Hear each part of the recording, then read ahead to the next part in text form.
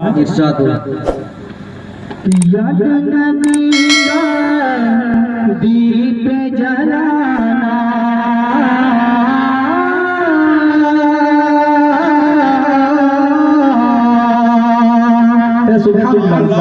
याद नबी का दीप जलाना हमको अच्छा लगता है।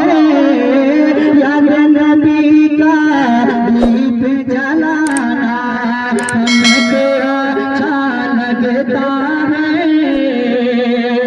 याद नबी का दीप जलाना हमको अच्छा लगता है। हमको अच्छा लगता है।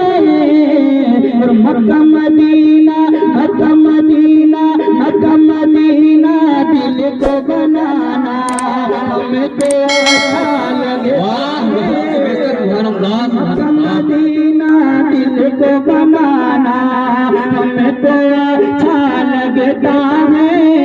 मक्का मदीना दिल को बनाना मक्का मदीना दिल को बनाना।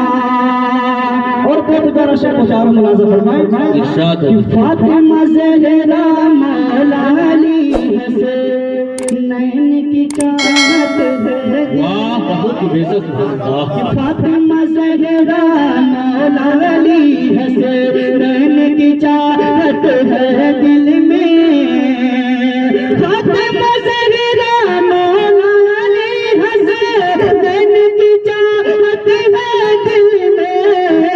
हसनैन की चाहत है दिल में।